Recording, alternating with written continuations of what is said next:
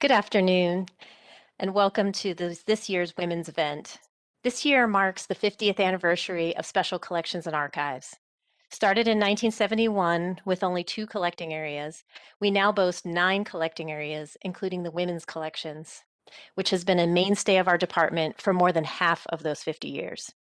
To celebrate our founding archivist, Dr. David Gracie, we are working to establish the Dr. David B. Gracie Graduate Research Assistantship for Special Collections Endowment. This new position will work with all of our collections to help highlight our holdings and promote our many events, such as this women's event, through social media, podcasts, and exhibits to highlight our work. Please join me in giving to this endowment.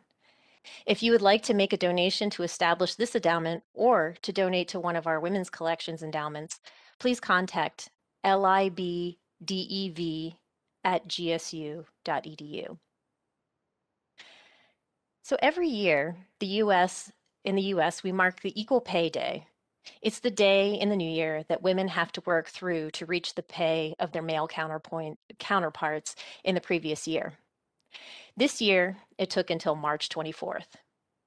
Nowhere has this inequality in pay been more visible than in the sports world. Women's soccer has won more matches, including the World Cup, and brought in more revenue in recent years than the US men's team. Yet the women players get paid less than the men and do not receive the same accommodations during their season, such as comparable locker rooms, hotels, transportation, etc. This is just one of the many examples that affects not only our professional sports leagues, but also our collegiate and high school sports. Our women's archivist, Morna Gerard, along with her GRA, Sam Harville, put together a fantastic exhibit and this discussion panel to talk more about the history and continuing challenges for women in sports. I hope you enjoy our conversation this afternoon. And now I would like to introduce Morna Gerard, Archivist for Women, Gender, and Sexuality. Thank you, Christina. Welcome, everyone. Well, here we are again, our second virtual Georgia Women's Movement Spring event. Although I'd rather see you all in person, I'm thrilled to be able to connect with you in any way we can. As always, I want to start by thanking the people who envisioned our women's collections and those who helped them thrive. Lucy Hargreaves Draper and her husband Stephen are and always have been stalwart supporters of our work. Lucy not only worked hard to make sure that the collection exists, but she and Stephen also enthusiastically supported it financially. Donna Novak-Coles endowed the Georgia Women's Movement Archives. Margaret Curtis and her family created 3 endowments over the years, 1 to support a graduate research assistant and 2 that support the women's collections generally. Linda Kurtz established a fund to support our oral histories, and Anne Easterly created an endowment that can be used broadly over all of our women's collections. And of course, many of you watching this event have supported by donating collections, financial resources, time and advice, and thank you one and all. Well, as you know, this year's event takes on the issue of sports for girls and women, something that many of us have had firsthand experience with or strong opinions about. Our graduate research assistant, Samantha Harvell, has been immersed in this topic over many months and has produced a wonderful exhibit called Equal Playing Fields, which is actually now, since yesterday, available online. I hope that you all enjoy it. I would be remiss if I didn't recognize other members of our fabulous women's exhibit team, Hilary Morrish and Michelle Ashley, who tirelessly assisted Sam and met with us once a week for months and months. I'd also like to thank Georgia State University's Women's Philanthropy Network, as its members have provided the funding to support Sam's position. Sam will also receive our annual Our Mothers Fund Award, so thank you, Margaret Curtis, and those who have supported that fund. Sam has been working in special collections since she was a freshman honors college student. And here she is as a about to graduate master's student. She's been a very productive and respected member of our special collections team, and we're really sad that she's going to be leaving us.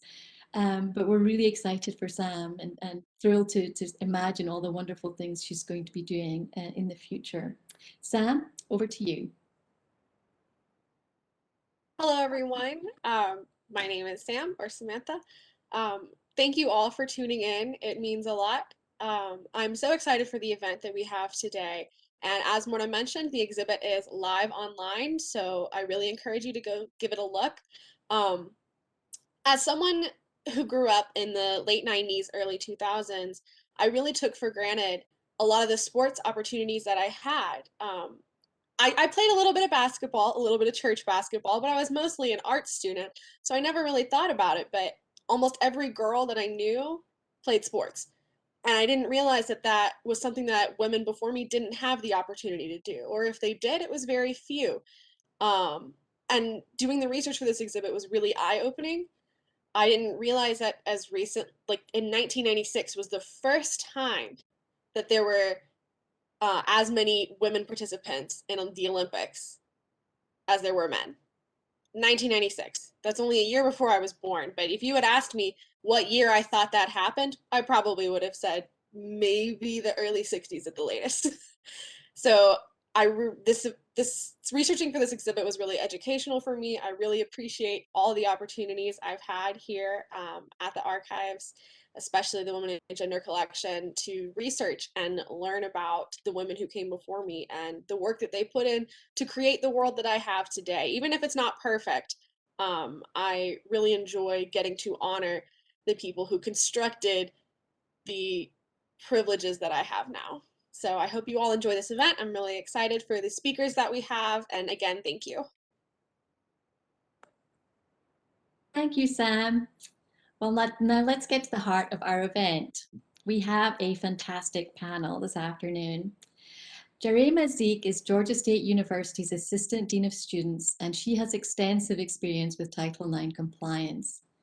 Incidentally, she just defended her doctoral dissertation entitled Leading Against the Grain, an Exploration of an Educational Leader's Experience with Consent in the Sex Education Curriculum. Anne Harper is a well-known and well-loved civic leader who, in the 1990s, noticed and highlighted the shortfalls of Title IX. She also worked with legislators Kathy Ashe and Stephanie Stuckey Benfield to get Georgia's Equality in Sports Act off the ground. Kelsey Roegiers was not only an outstanding student basketball player at GSU, she went on to work here as well as Senior Associate Athletic Director, Senior Women Administrator, and Chief Diversity Officer. I bet that's hard to say that over and over again, Kelsey. In this role, she serves as the Title IX Deputy Coordinator. So I'm sure you'll all agree that we can learn a great deal from these amazing women. We'll start with Jaray, and once you've heard from our speakers, we plan to have a question and answer session so we can hear from you. Simply send your questions to liveevents@gsu.edu, and that's LIBEVENTS@gsu.edu. I hope to hear from a whole bunch of you. Over to you, Jaray. Thank you so much, and good afternoon, everyone. I'm so excited to be here today, especially talking about this topic that I feel like I've just been engulfed in over the last several years. Just like the speakers before me, I did have an actual experience with sports, played basketball, and I ran track in middle school.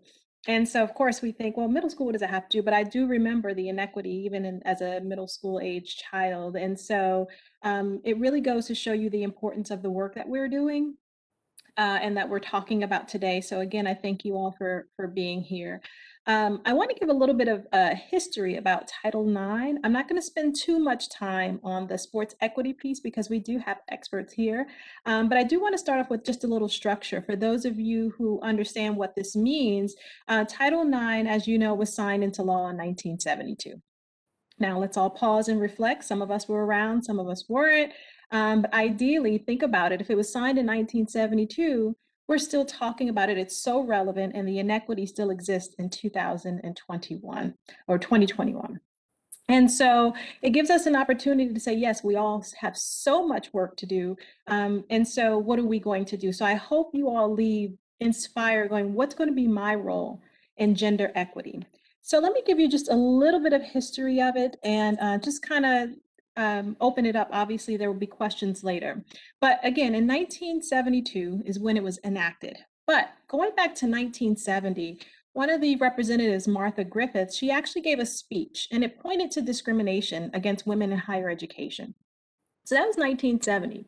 Obviously, it took 2 years. Representative Edith Green also held hearings to investigate the situation. And Senator Birch Bayh, they call him like the godfather of Title IX, argued against the blatant discrimination against women and ultimately sponsored Title IX. Now, as we know, Title IX always addressed sex discrimination, but somehow it eventually shifted over to having a lot of focus on sports equity and gender inequities within the sports world. Ideally, though, the core is still sex discrimination, and it's for faculty, students, athletics, as we're talking about, in particular scholarships. What they were finding is that there was not just equity in sports, but also equity in admissions, allowing women to apply and get accepted into higher education. And so this bill was actually enacted by law and signed by President Nixon in 1972. So the law itself, let me tell you what it reads. It says, no person in the United States shall, on the basis of sex, be excluded from participation in, be denied the benefits of, or subjected to discrimination under any education program or activity receiving federal financial assistance. That's huge. So what does that mean? We know that we've had some issues with Title IX over the years, whether it's in sports, whether it's in sexual assault, we know what's going on. Believe it or not, even though we're talking about sports equity, Title IX also covers pregnancy and parenting. So it runs the gamut when we're talking about gender, sex equity as well. And so as we know, some people, when you think of Title IX, and I was telling the group this yesterday, when I started doing this work back in 2010, when you talked about Title IX, that's what people associated with sports equity, gender equity in sports. And now when I do a presentation for many people, they associate it with sexual assault, partially because of the Me Too movement, the Dear Colleague letter in 2011. And so what happens is with all of these higher education institutions actually being investigated under OCR, which is the Office of Civil Rights, people started shifting the idea of Title IX from sports equity to sexual assault, harassment, those types of discriminatory behaviors. And the reality is, we know, again, if the core is that equity piece, what are we talking about as far as women and empowerment and opportunity? And so we wanted to spend some time talking about that. I do want to let you all know that specifically here at Georgia State, we do have, and every institution is supposed to have a Title IX coordinator. And as we mentioned already, Kelsey is one of the deputy Title IX coordinators, and we have another deputy Title IX coordinator. That means that if any time there's any kind of report or assessment where there's no sort of equity in gender, we have staff available to respond. And so it's really important to identify how that lies as far as responding and assessing what's going on as far as any kind of discrimination, specifically sex discrimination, as the law states. Now, what I will tell you is this. Again, I know Kelsey and other speakers will talk specifically about athletics. Understand that Title IX is very relevant. As you may know, and I'm not sure, but Title IX went through specific changes in 2020. Under Betsy DeVos's leadership. And so recent information actually came from President Biden, who signed an executive order this year in 2021 saying, let's look at Title IX and see if the current regulations are actually working, or are there discriminatory practices even within the current legislation? And how do we change that? So that is underway right now. And we know that there may be changes coming through. And what does that look like? Specifically, when we think about sports equity, we're talking about the idea of equity and equal access. And I'm sure they'll talk more about that, but keep that in mind when you're listening to the other speakers. When we talk about whether, when Georgia State created a football team, and now you have hundreds of male athletes, how do we make it equal as far as female athletes, and what does that look like?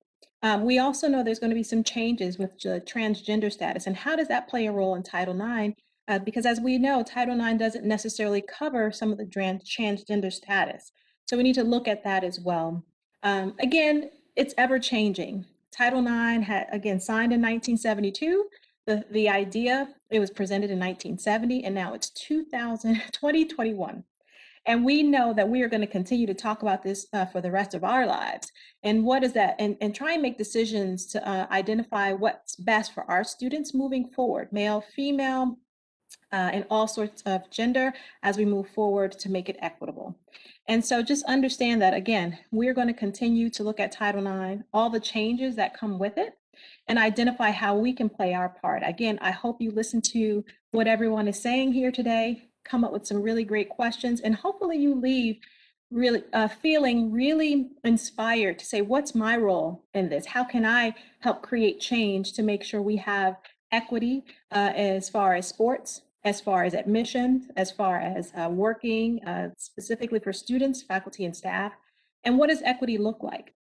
And then also look at how you can play a role, whether it's in the legislative status, like what can you do? How can you make a change when they open up the comments for Title IX? What role will you play in that? And so really think about this. Hopefully, again, you're inspired by making that change, because many of us are here and we're looking for, again, new information, new motivation to continue to fight the good fight. Unfortunately, as I mentioned, it's 2021 and we're still trying to figure out how we make it equitable.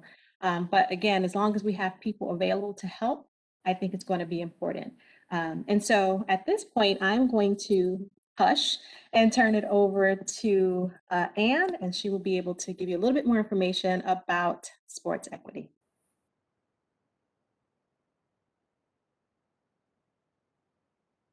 Thank you very much, Jaray. I'm Anne Harper. I'm very pleased to be here with you this afternoon, and I want to thank Morna for inviting me to speak and for urging me to reflect on the past. And it was quite some time ago, so it was a bit of a challenge. I'd also like to take just a moment to honor the memory of my friend, Professor Diane Folks from the Political Science Department. She was my first Atlanta friend. We knew each other as fellow political scientists and met through the Women's Caucus of the American Political Science Association years ago. So rest in peace, my dear friend Diane. I got involved in sports in kind of a roundabout way. Growing up, I did not participate in any team sports in elementary or high school. It was the 50s and 60s. There were a few options, I think, but it wasn't something I was attuned to, nor people in my family. Then I attended a women's college in Massachusetts, and in my senior year, I joined the dorm crew team, either rowing bow or coxswain in the back, in intramural competition. So that was in 1970.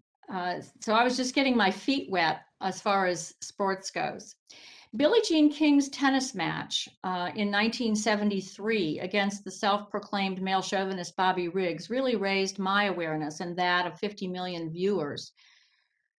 There was $100,000 in prize money. Riggs had beaten Margaret Court earlier that year, so the stakes were very high for Billie Jean King, and she delivered. Fast forward into the 80s, I became the mother of two daughters, and my second daughter, Sarah, began playing soccer in a kids program at the age of 5, around 1987. So I became a soccer mom, and I learned the skills and the rules of a game that I had never observed before. My husband, a former high school and college player, became a coach and taught me a lot about the role of sports for individual players and for our society, as he happens to also be an American historian. Our daughter played on her Grady High School team and began to raise my understanding about a host of issues involving facilities and practice times, game times, coaching differences between the girls and the boys sports. And I saw what she was talking about firsthand. In her senior year, she was elected co-captain of her team based mostly on her enthusiasm and her dedication. And what I observed as a parent and as an educator was that the values of teamwork and discipline and leadership were really the core values of sports and things that I had missed out on myself as a girl growing up in the 50s and 60s. As a family, we attended both the men's and women's 1996 Olympic soccer matches in Athens. We watched the women's team win the gold medal. It was a very exciting era, and I was actually well educated here today by Sam to know that that was the first year that women and men participated in equal numbers in the Olympics. We also programmed our whole family around the days and nights when soccer matches were held a few years later, and the Women's World Cup was in the United States, summer of 1999. And the final took place at the Rose Bowl in Pasadena before a crowd of 90,000 people, which was the largest audience for a women's sporting event at that time. In a famous scoreless game, the United States beat China 5-4 in a penalty shootout executed by Brandi Chastain for her team's 5th kick. So women's sports had really arrived at that point. Meanwhile, back in Georgia, progress was being made. In 1992, the Women's Sports Foundation presented Monica Kaufman, who was WSB Channel 2 co-anchor, with their Women's Sports Journalism Award for local television reporting for her investigative report on the Georgia High School Association, which in its 87 years at that time had never had a woman on its executive committee. Kaufman's interest in covering girls' sports had been sparked by attorney Charles Huddleston, who happened to be her daughter's basketball coach. One day when she asked him if he had any ideas for a television feature, he told her about the many frustrations he had with the high school association, which didn't have a statewide championship for girls' soccer or for cheerleading and numerous other issues. Monica became very interested and did a 2-part feature called Fair or Foul. Very soon thereafter, the Georgia High School Association added 2 women to its executive committee and expanded opportunities for girls' sports. To this day, Kaufman has never stopped speaking out in favor of women's sports wherever and whenever she sees an opportunity.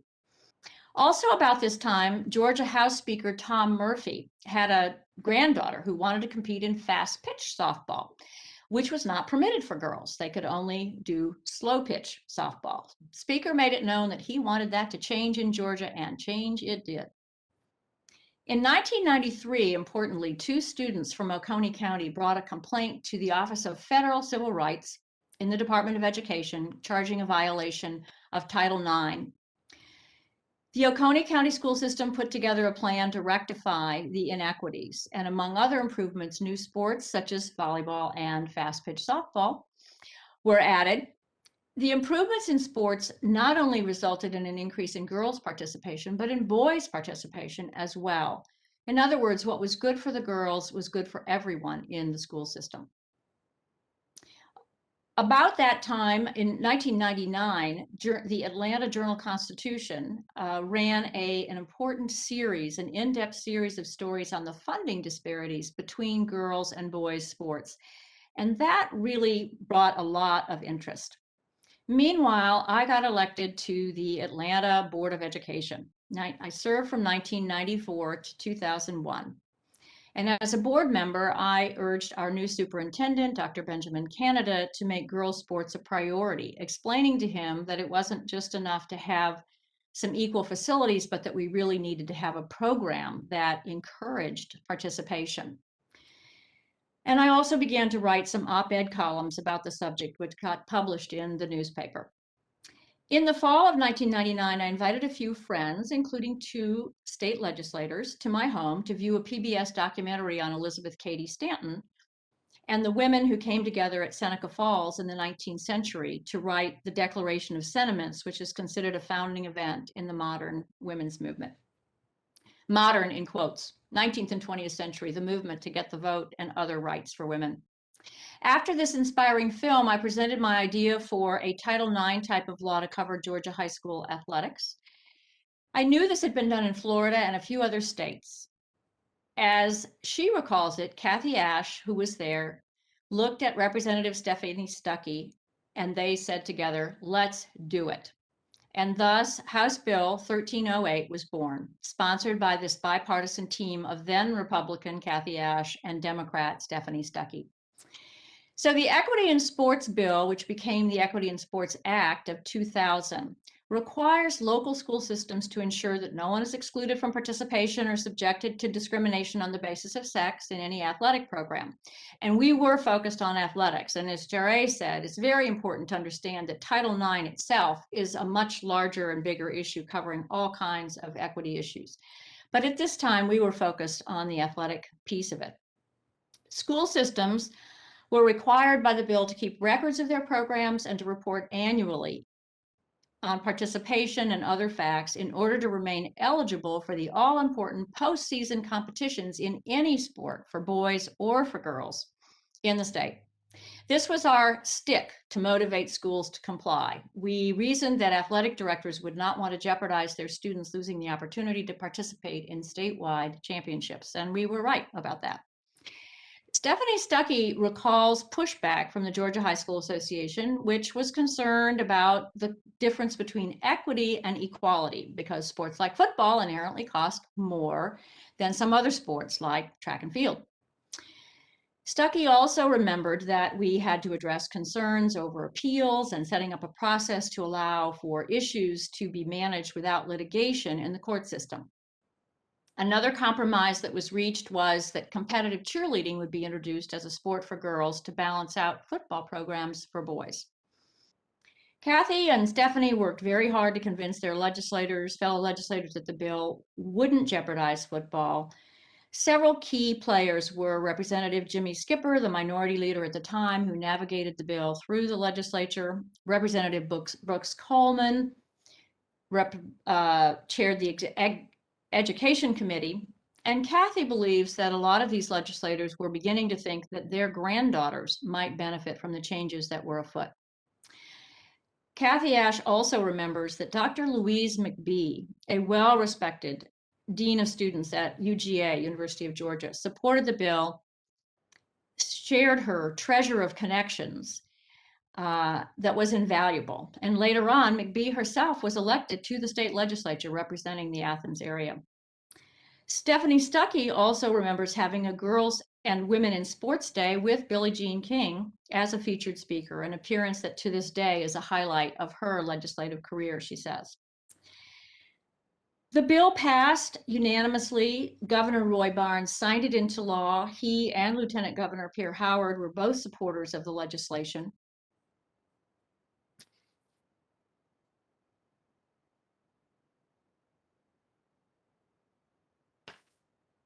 And now I'm looking for the other page of my remarks.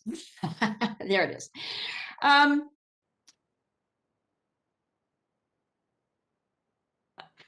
I guess the important thing is that the state had to put together regulations following the passage of the legislation. And that was a very important part of this. We had hoped ultimately to get financial support in the Department of Education for implementation of the law, but we were never able to do that. The political winds were changing and the Republican Party took control of the House and the interest in gender equity declined. But Stephanie does remember that she participated in several post-legislation events to educate athletic departments around the state and to ensure that the law was implemented as best as possible, because it is important to know that passing a law is just the beginning. It's really about implementing and enforcing where the real work begins. What happened? What was the impact? Some would say that girls and women were already on a path to play sports at this time. But as Samantha, our wonderful graduate student who has put together this exhibit, reminded me recently, you made it a conversation. You got it into the media and made people think and talk about the issue. And that cultural impact led to the legislation, and the legislation in turn reinforced the cultural changes that were coming along. Samantha herself is, she told me, a graduate of Oconee High School, where the Title IX case was originally brought in 1993. She told me that today, of course, sports is a big deal. And I think she mentioned that earlier. Everybody participates to a much larger degree than when I was coming along. I haven't followed the numbers recently, and I hope that our next speaker, Kelsey, will be able to shed some more light on that.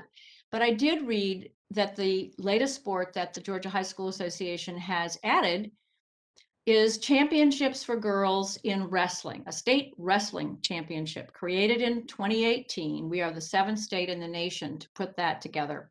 And somehow that seems fitting, because we've been wrestling with sports equity for quite a long time now, and I don't think it's over yet.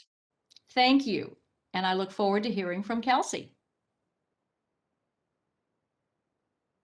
Thanks, Anne, and I want to take an opportunity to thank Morna for providing this platform for us to discuss this very important, ever-going conversation as it pertains to Title IX. I'm going to fast forward a couple generations from Anne and talk about Title IX as it pertains to athletics and my playing experience and the current role that I sit in. So growing up as a kid, I started playing basketball at a very young age of 10, and I was the only girl in the entire organization. And I remember that vividly, which progressed in the next 3 to 4 years, where we were all girls team. My dad was coaching us and we were beating up the boys. So we were fighting back then too, and we continue to fight today. And fast forward to my college career here at Georgia State, and right, wrong, or indifferent, I can't say that Title IX was a topic that was discussed on a regular basis in and around athletics. And I attribute that to one of two things. One, either my experience and my teammates' experience and the female student athletes around me perceived their experience as equal to our male counterparts, which I can attest that I felt like I had equal opportunities as my male counterparts playing basketball here at Georgia State. Or the second reason why it wasn't spoke about was because when people say Title IX, people are afraid and they tend to shy away from this topic, possibly uncovering some truths that are hidden behind the stones or the curtains or however you want to call it. And so those are my two only rationales as to why, when I was a former student athlete, Title IX was never spoken about. You know, fast forward 18 years into the current role that I sit in, and you know, it was me who, you can sit in as many seminars to educate yourself about Title IX and how that pertains to athletics. You can read, you know, as many articles as you want to. But what really started to struck me is when we would bring alumni, female alumni back, and I really started to grasp and understand the shoulders that I stood on, that they really paved the way for my experience, which was an amazing experience. And so those kinds of things, to the role I currently sit in, is the experiences I want to provide for our current student athletes.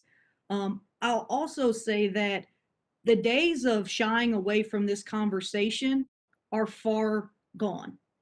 It is my job, my colleagues' jobs, my head coaches' jobs to educate our student athletes, to provide them opportunities to come to us with open door conversations and concerns, to educate them not only on state and federal laws as it pertains to sexual misconduct, but as it pertains to athletics, whether that's participation, whether that's scholarships, whether that's the treatment of the program, as Anne mentioned, practice times, strength and conditioning. Why do I always have the 5:30 a.m. slot, right?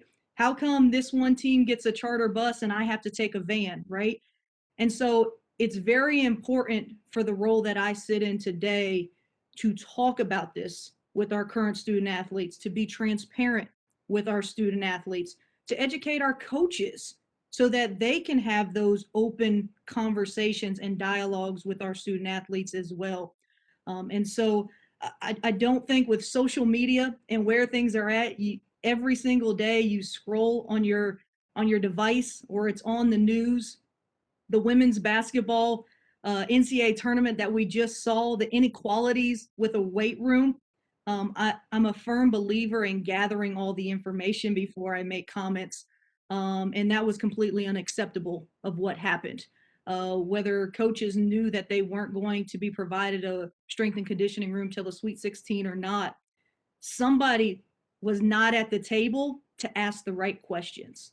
And we've got to make sure that the right people are educated enough and then also have a seat at the table to ask the right questions, so that we can hopefully provide more opportunities for women and continue to push the needle. So I'm very privileged to be here, and I hope we have some good dialogue for some Q&As, Morna. Thank you, everyone. I really thoroughly enjoyed your remarks. And I have some questions for you. Aside from the basketball issue, we talked a little bit earlier about the soccer issue. The women's soccer players, I think personally, are way more exciting to watch than men's soccer players at the national level. I think they're an amazing team, and yet there's still so many issues around inequality. What is it going to take to change that?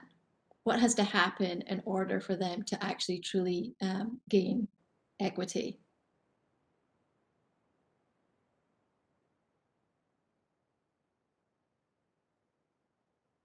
I'll jump in because, one of the things I wanted to talk about is even going all the way to 1970, 1972. There's so much case law that we can all look up to this day that continues to happen. And so you have to be able to present the information, understand like the statistics, present information. And so really, if you look at all the case law really helped make a lot of change. And it's unfortunate because if you look at how much it is, it's taxing. Lawsuit after lawsuit, lawsuit after lawsuit, and that's really, unfortunately, until we know we have a larger societal issue with gender equity. And so we have to find different ways to fight it. So speaking up is going to be really important, identifying those who can be a part of the decision making. And as you saw, it was a male legislator who actually signed, who presented Title IX, but it was presented by women. And so finding different allies to be there as part of the process and understand the importance of it, and just being a warrior, like not getting tired. We know that it's, gender equity it's continuous. Again, I think it's a larger societal issue, but really finding your allies, understanding the law, and being able to present the information in a way that actually challenges it and changes that. And it's, I know sometimes people get weary, but it is one of those fights that I don't want to sound pessimistic, but I do believe we will be fighting this forever. But it gives us an opportunity to identify those who feel and understand the importance of it, and again bring this forward, whether it's through the legal system or just being at the table, like Kelsey said, and making those policy and legislative changes as well. Morna, I think in addition, I would mention that the publicity and the use of media, that was very important all along, as we saw back through all of these examples, for instance, and the role of Monica Kaufman Pearson and the Atlanta Journal-Constitution running a series and dedicating a lot of reporting resources, because there was a lot of data analysis in that series that they did in 1999. And now today, I think that many women who are players, whether it's professional players or college players, are very savvy about using the media and speaking out. And this NCAA basketball tournament most recently was a very good example of that, because the differences were, as I understand it, not just in the weight rooms. There were a lot of subtle things that some people might not have been aware of, but things like the scoreboards were not didn't have the NCAA logo on them for the championship. The floors weren't painted the way the men's were for the championship. So if people tuning in, there were just a lot of things that indicated that the staff at the NCAA, of which there was about half as many staff assigned to the women's tournament as the men's tournament, didn't fully do their job, or the right hand didn't know what the left hand was doing, whatever that may be. But the women spoke out. And they've really had to answer for that. And so I think the use of media, which has always been a civil rights and a human rights tool, was very, very important.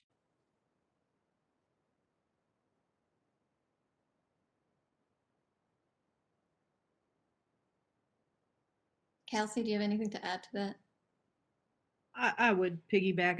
Exposure is certainly where we're at this generation. Again, the devices, it's not that we're just watching things on TV. It's the devices are glued to this generation's hand everywhere they go. And so getting that exposure, I think, is first and foremost, and controlling the narrative, and it's refreshing to see our male counterparts who put themselves out there to support the women and the inequities that they saw and that they were hearing as well. And so it's not only going to take just women speaking up to support us, it's going to take our male counterparts as well to speak up for our behalf, because a lot of times those are the ones that are at the table right now. So yeah, both sides of the aisle really have to come together and control that narrative and make sure the exposure is there and hold people accountable. I think at the end of the day, holding people accountable,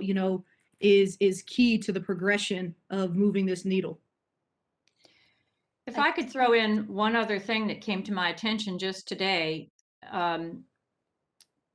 when President Bush became president in 2000, he shortly thereafter set up a commission on Title IX. And there was a lot of pressure from apparently male athletes and, athletics, et cetera, to do so.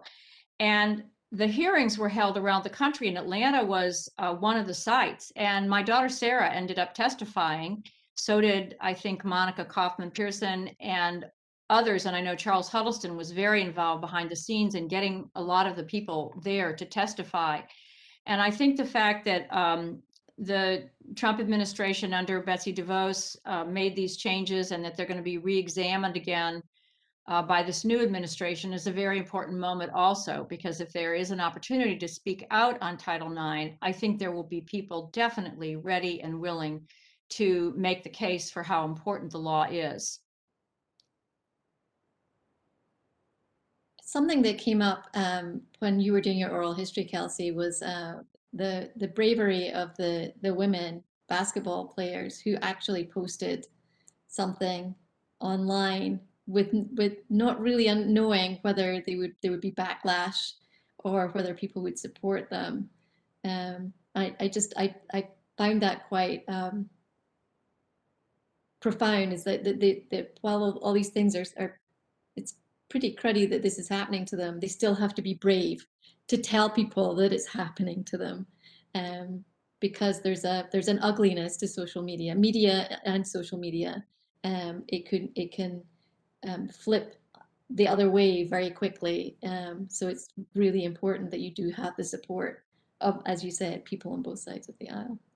Yeah, I think it is important. You use that word brave, and I would say bold as well, because as we've all either experienced ourselves or probably have seen, there sometimes are consequences for standing up for what's right and what you believe in. And so I commend not only the strength and conditioning coach, but also that young 19, 20-year-old student athlete that decided to use her platform, which is the route that we're going with name, image, and likeness. And to be the first is bold, and it's brave, and it's courageous, and I commend them. I don't want to discredit anybody else who came behind them and started retweeting and sharing their own experiences, but to be the first to do it without knowing what the backlash or consequences are going to be for that, kudos to those young women. Since we're talking about professional sports, can you talk about what frustrates you the most about the status of women's sports versus men's sports currently?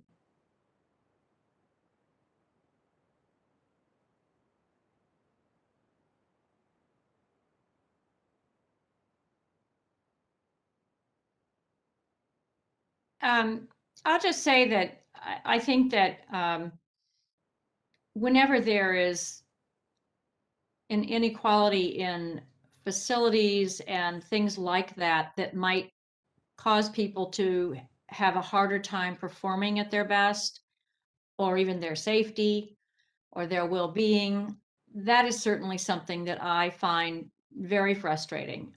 When that's, I think, less likely to happen now at the college level, but I think may still happen at the high school level, where you still have school systems that struggle for funding, that have a hard time maintaining baseball fields, softball fields, soccer fields. These are expensive things to do. And I think that we need to keep our eye on the pipeline, to always be thinking about the safety and well-being of all children athletes. I am a little concerned about some of the push that goes on for children to participate in sports competitively, maybe before their bodies are fully ready. So while I really support our having these opportunities for middle school and high school students in particular to compete at some level, I am always kind of watchful of that. I think at the professional level, the issue is definitely pay equity. And I think that the women who participate are getting very smart and very savvy about dealing with that, about using lawyers and using the law. And I think they're making great strides. And I think the public is coming around to offer a lot of support. There are a lot of women who are sports enthusiasts who watch these sports and who are also supporters of pay equity. I was glad that Christina started today by mentioning Equal Pay Day being March 24th. That's a good thing to be reminded of. Thanks. I'll piggyback on that, Anne, and you're right. At the professional level, I think the pay equity is probably the biggest topic. And what frustrates me the most is when a female or someone brings up the pay equity issue, immediately people want to refute the work ethic of the women, the time commitment that they're putting in, the discipline. And I see it every day in college athletics.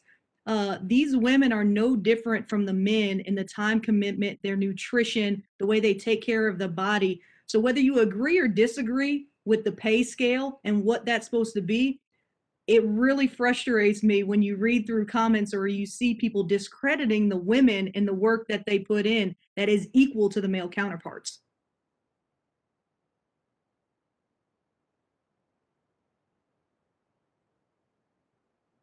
I think the issue still exists like it did even historically when we think about Cohen versus Brown University back in 1996.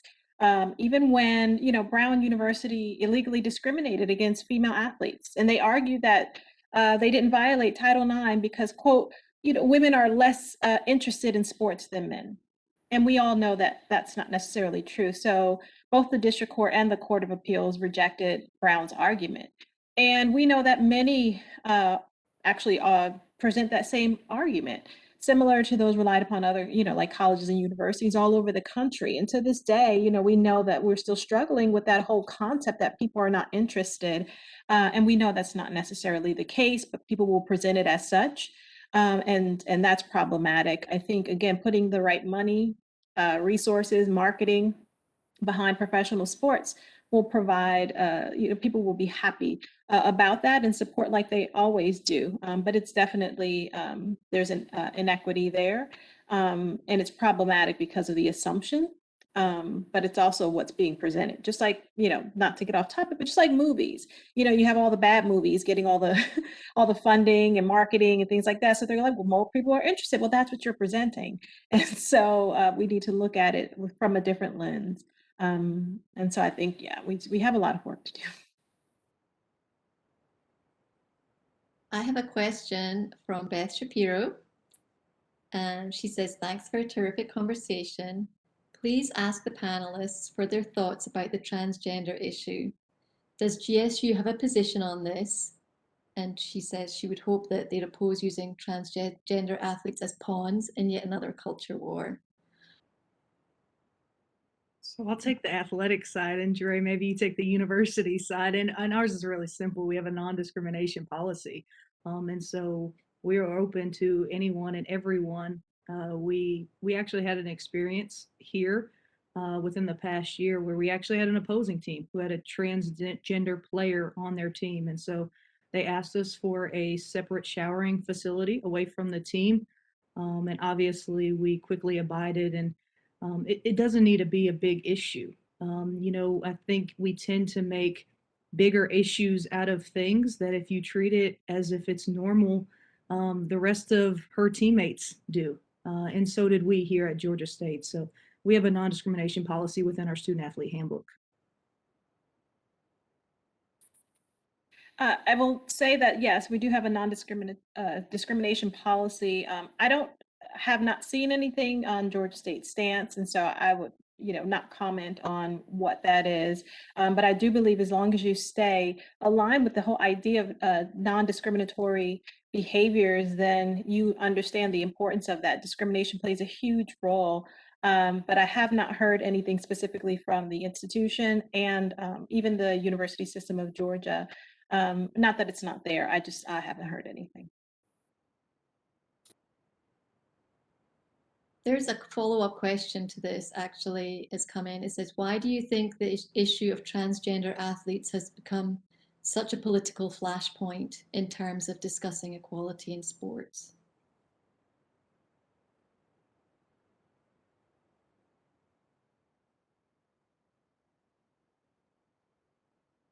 I will say it's a good question. I don't really have an answer for that. It's a good starting point and a good question that needs to be asked. I think a lot of things in our country right now are being politicized that shouldn't be, and so we need to start pulling the layers back on that. And I hate to say I don't have a great answer for that, but there's too many things right now in our country that are being politicized that shouldn't be.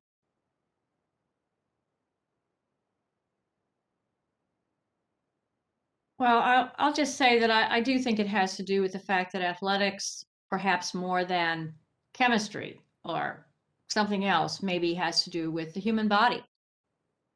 And it is a flashpoint, I think, when people are thinking about male-female physical differences. And that doesn't come up as much, perhaps, in other subject matter areas at colleges and universities or other places where it doesn't present itself. So I'm just guessing that's it. But I think behind it is just a whole role, question of gender roles in society, and those have been a flashpoint forever, or for as long as I've been around, anyway.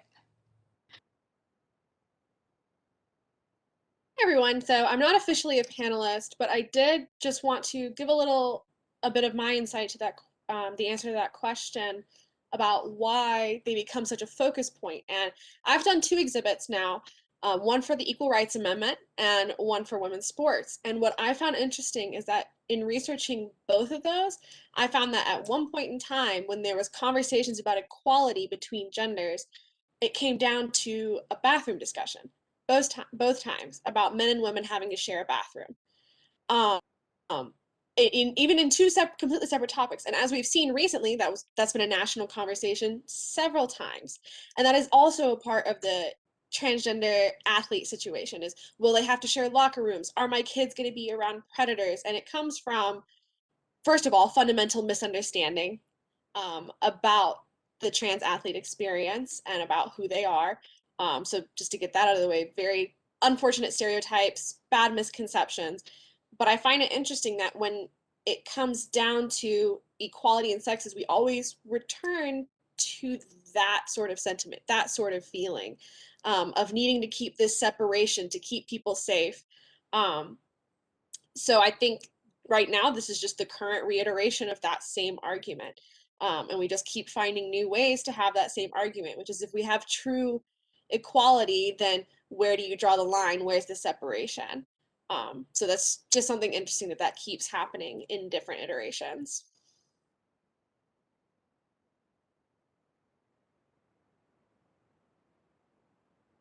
Moving to a different question has come in.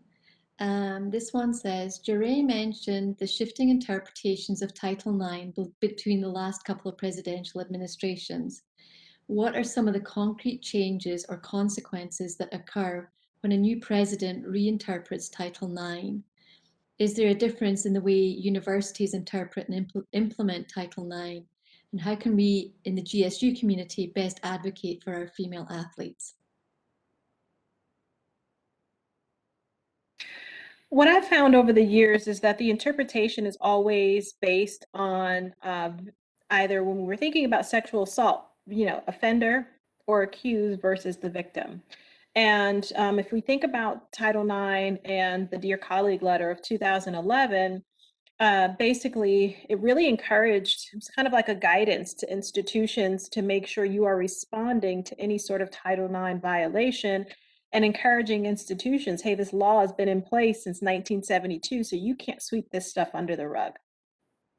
And what happened was the Office of Civil Rights, they started, the more we educated the population about it, there were more actual complaints and more investigations. So within a couple of years, we had hundreds of institutions being investigated by the Office of Civil Rights. So when we had a shift in presidency, we had a lot of complaints that universities were just expelling all sorts of students and suspending students, and specifically about Title IX violations as it relates to sexual assault.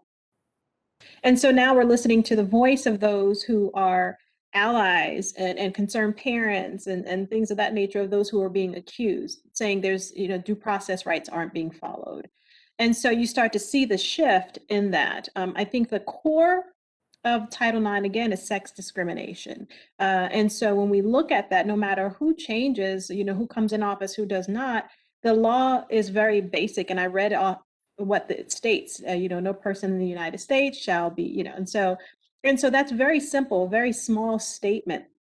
And because of that, we understand that if you, again, really look at your policies, whether it's, sports equity, gender equity within sports, any kind of sexual harassment or sex discrimination, is identifying there's a student or a person in the university community, and not just university, because we know Title IX applies to K-12 as well, being discriminated against. And you have to take that extremely seriously.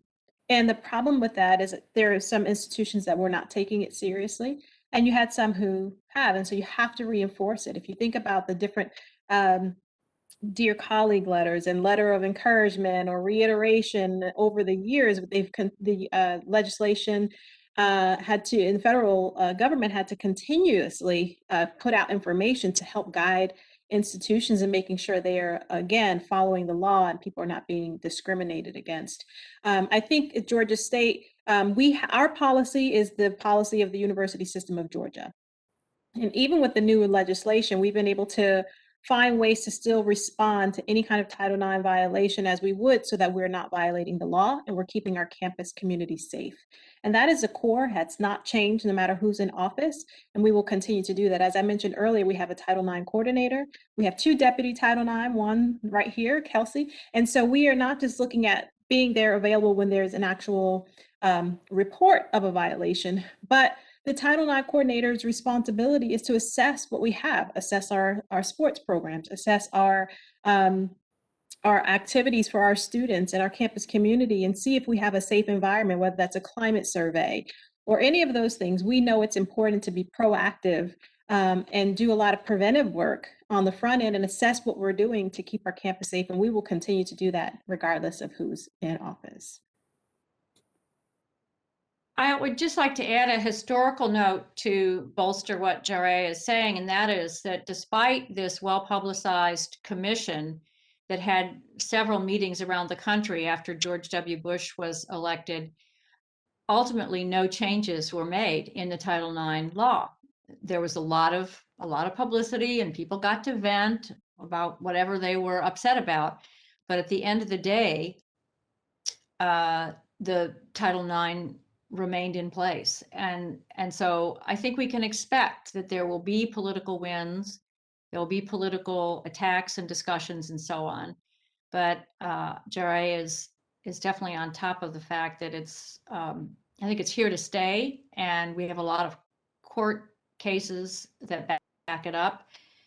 And I think that we'll see what happens going forward. But I think it's not, there'll be discussion, but I don't know that there'll be changes, in the law itself. I think it's going to stick.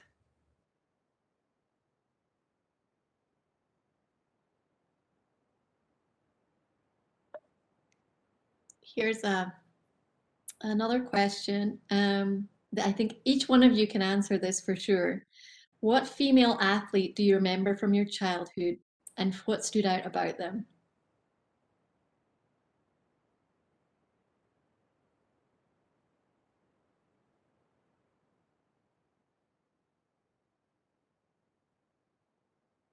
I'll go first. for me, it was Cheryl Swoops that played for the Houston Comets. And honestly, what stood out is just her courageousness and boldness. She was also a phenomenal college athlete and professional athlete. And she certainly was paving the way for what I envisioned my career was going to be.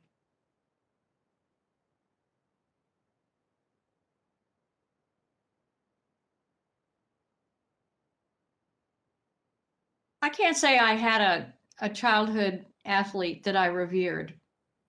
That just wasn't part of the pantheon of people who were out there to revere. There were some women that I knew about, but not necessarily athletes. Later, when I got involved in this issue, as I mentioned earlier, Billie Jean King certainly stood out for not only her own physical bravery and prowess as an athlete, but her political commitment and her political instincts, and the way that she tenaciously fought for women and has always seen that as an important thing to do. So I would say that she's up there with one of my sheroes. I guess I'll throw out, there's two. So I remember growing up and seeing Jackie Joyner Kersee all over the place, and I was like, whoa, she is powerful. And so I just remember being in awe watching her and her speed and agility. I was like, oh my gosh. But I do remember later on going, oh my God, Lisa Leslie is the best thing since sliced bread, and just her ability to, I mean, especially, and I think she was the first to try and dunk. Am I correct? I don't know, but that's what I remember. Like, please, like all I kept thinking was if we dunk more, we'll surpass men's the NBA, because people are interested in that type of theatrics with it. But and so I remember those two. We talk about all the time how when we think about just fundamentals of many of these sports, like women athletes just have it. It's just it's there. And I think one of the conversations we were having offline is that there are a lot of male athletes who can learn a lot from female athletes on fundamentals, because we just have it. We do it better.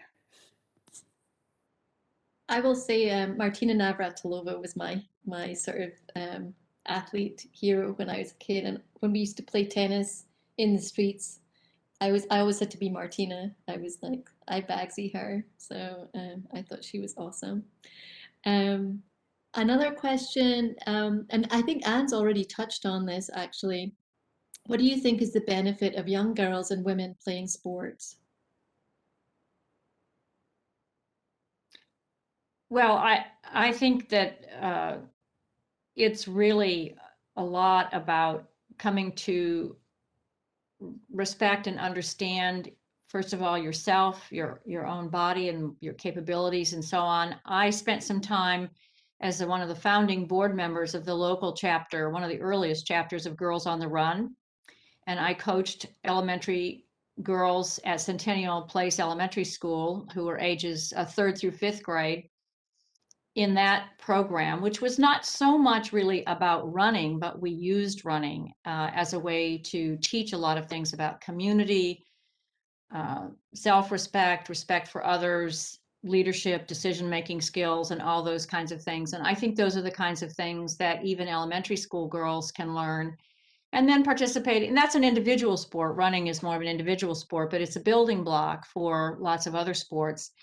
And I do think that team sports for girls provide that discipline, the regularity of coming to practice every week or every day, depending on what the sport is and what age level you are at, as well as caring for your teammates and taking the victories and the losses together. And that's a really important part of growing up, of finding out that there'll be another game. You may win some, you may lose some, and that's what life is going to be like.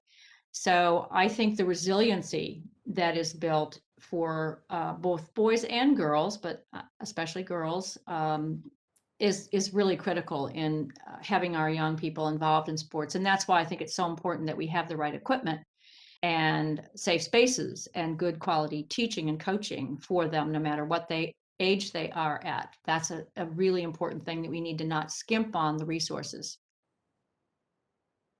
Yeah, I will say that statistics show that athletes are hired at a higher rate because of a lot of those things that Anne just mentioned. So even at an early age, and as they continue, if they continue, the discipline, the time management, the ability to understand failure, setting goals, maintaining and reaching those goals. I think those are across the boards for males and females.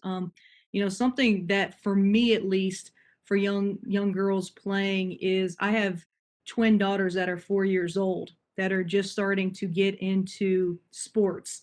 And what I hope for is that they do have a handful of female coaches, whether that's in gymnastics, soccer, volleyball, whatever they decide to do. But on the flip side, I want them to be exposed to male coaches as well. And I think I don't hold anything back from my daughters. We're very transparent in our conversations. And so it opens a dialogue for me with them if they're going to be coached by males, and understanding that dynamic as well. So just seeing the different kind of coaching styles between a male and a female and all those other things that Anne mentioned certainly helps as you progress in your career. Yeah, I'll dovetail off of Kelsey that coaching is extremely important. And so, yes, there are plenty benefits of being an athlete, but coaches play such a huge role in hoping that you have the right coach because a bad coach can do just as much damage. And so I think one of the biggest things in my daughter, I have 4 kids and I have one daughter, and she just started running track. And I've already seen just a boost in confidence just within 1 year of her running track, and just self-efficacy really increases her, I think all self-efficacy. We talked about the discipline time management, but conflict resolution skills, if you do it right, being able to resolve issues you have with your teammates and do it in a way that's effective. And these are all the skills that everyone mentioned you'll need later on in life, when in your career and relationships. It's going to be really important. And then just pushing yourself to be your best, never giving up. Those are things that I see happen. And again, it's across the board. My sons are getting the same experiences. But when I talk about confidence, it's really wonderful. And even with the coaches, the track coaches, she has both male and female coaches. She just seems to be drawn to the female coach and inspired by seeing her. And that's really important. And that's why representation is extremely critical in the process. They were great answers. Another question. Anne mentioned that the legislation is only the beginning, that implementing the legislation is a separate process. Who are some of the key actors in implementing Title IX and the Georgia Equity in Sports Act?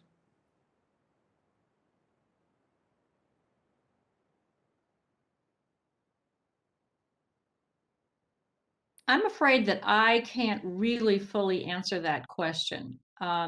The enforcement right now is entirely up to the Department of Education, which oversees all of the school systems in Georgia.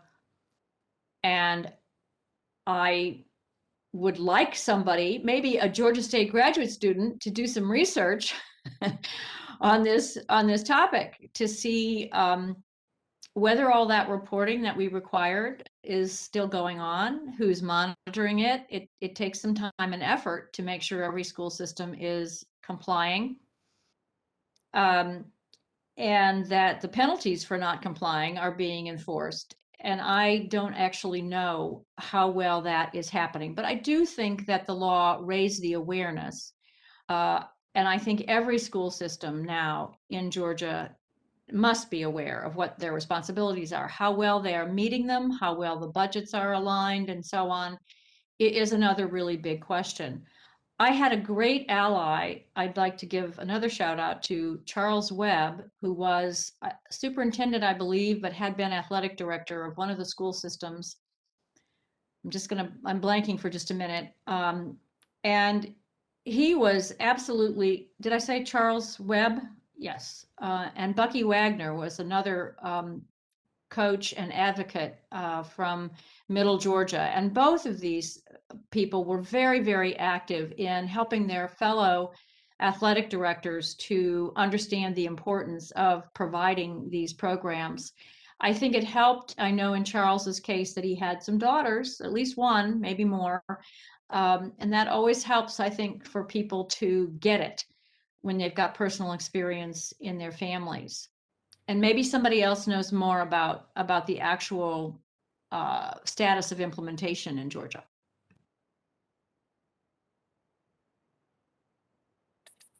I certainly don't have the information about specifics of Georgia, but I remember writing a paper on policy and law, and how, just like Anne said, it's the very beginning. It's really gaining that awareness and presenting it and creating a structure to make sure that we try and rectify the issue.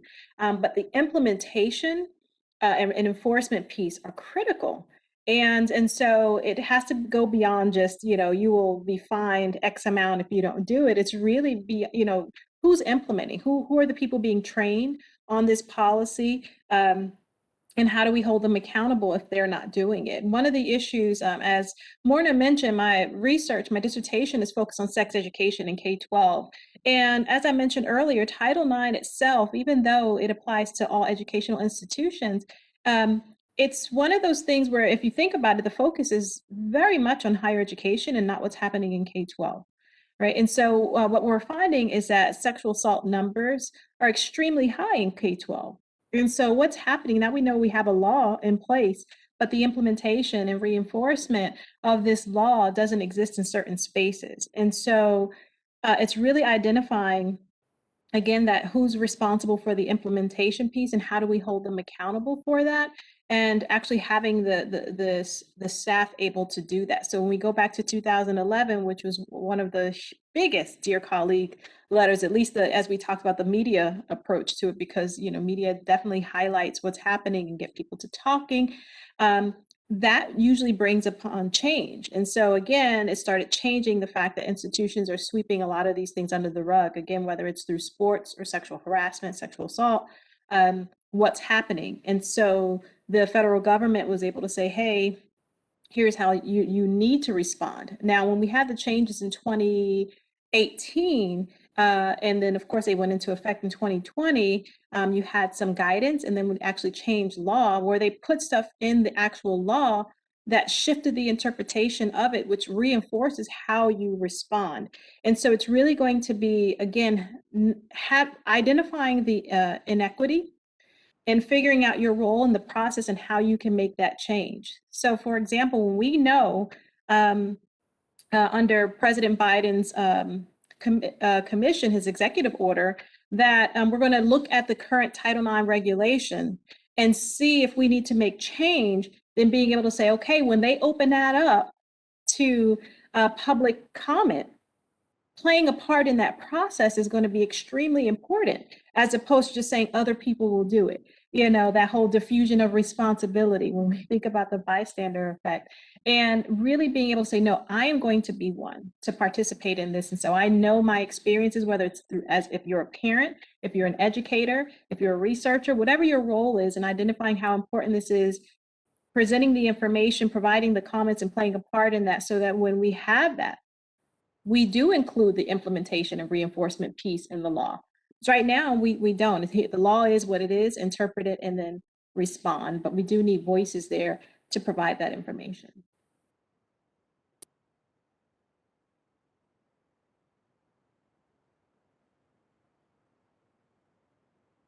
I have a funky question here. I don't know if any of you can answer it. And this person says, not sure if this question is appropriate for the panel. Was Sedona Price on the Oregon women's basketball team?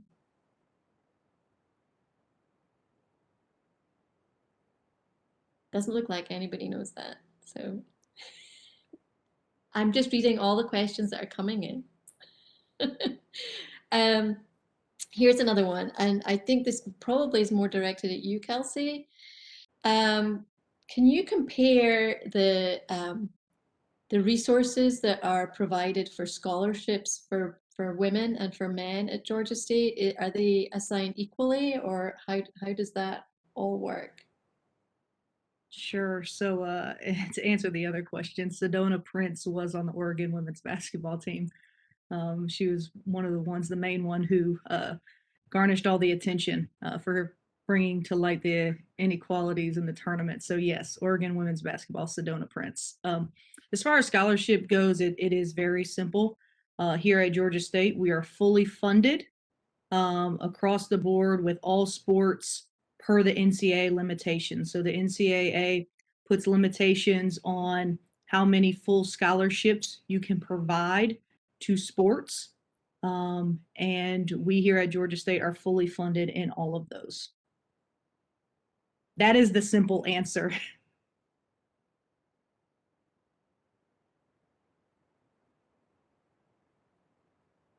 And here's this issue has come up a number of times during the months that Sam has been working on this exhibit, as well as some conversations that we've had with folks. Cheerleading has sometimes been considered, it is considered a sport, but there have been folks who don't consider it a sport. How do you all feel about cheerleading? Well, I'll start and say for anybody who's watching this that can provide me help, I have said for several years now that cheerleading needs to be a sport that the NCAA deems as far as Title IX. I can speak personally for our student athletes who we provide them an academic advisor so they can work around their class schedule, so they can go to football games, so they can go to basketball games. We provide them a weight room and a strength and conditioning coach so that they are equipped to go out there and perform. And the laundry list continues, right? And so if there's somebody out there watching that can help me, I would love to partner with somebody to see what kind of movement we can be made, because we treat them like student athletes here. They're invited to our all student athlete welcome back. We do evaluations, end of the year exit surveys, and provide all the things that we just talked about. So I'm more than willing to work with somebody to see if we can move the needle in that.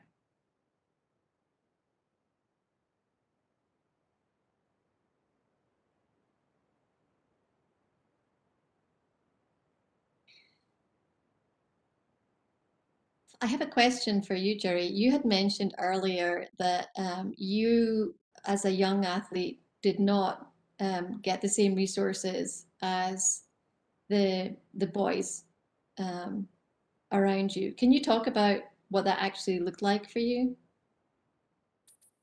Sure. I think not only did I not get it as a female athlete, I also think about the inequities as far as race is concerned as well.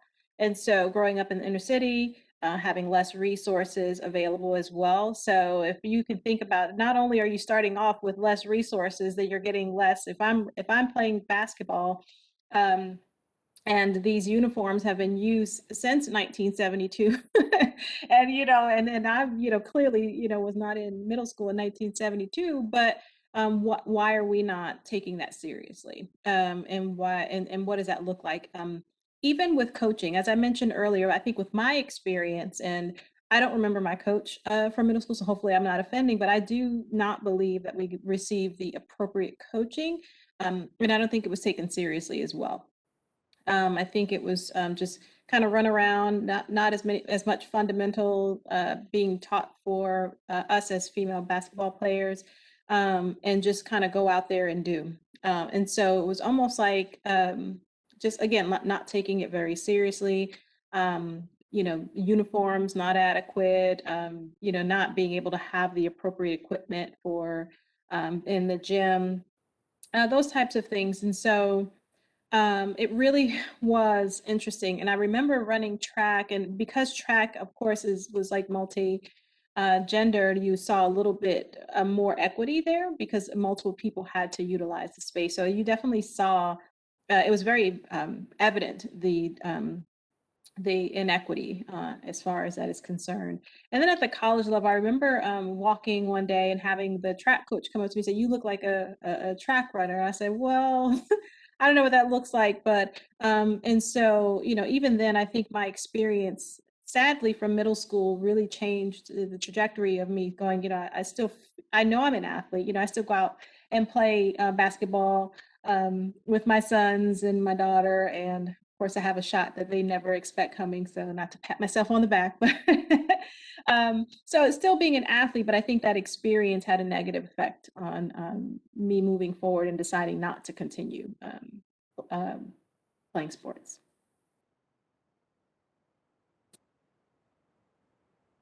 We're getting really close to the end of our time here. This has been so amazing. So I have a sort of like a kind of a finishing up question that's very vague. That's okay. What do you each hope for the future of women's athletics and women's sports? Blue sky. I mean, mine's very simple. I kind of keep my life pretty simplistic here. It's flat out respect. And with respect, I think everything else in my world trickles down, whether that's equipment, coaching, facilities, opportunities, experiences. So there's the respect alone. I would hope that we can get to that place.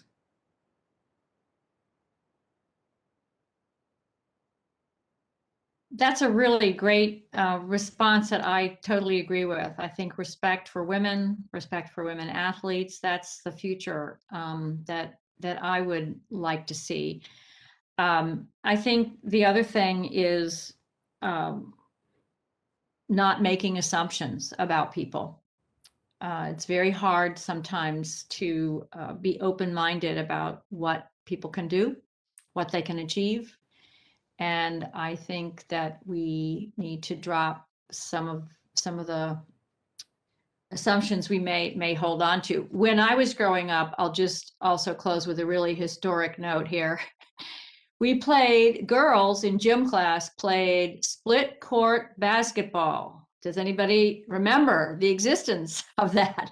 There were 6 people on the team, 3 on one end, 3 on the other end. You couldn't run the full court. You had to pass the ball. The forwards were here. The defenders were over here. And the reason that was given was that women couldn't run the length of a basketball court because their uteruses would fall out. That was honestly said. And, we found out that's not so true, but it's a silly example of the kind of assumptions that people make about other people, whether it's over skin color or gender or whatever. So I think it goes along with what Kelsey said about respect. I don't know what to say after that. Wow. I think just hearing that story really highlights the importance of what Kelsey said about how it's so important for us to have a seat at the table.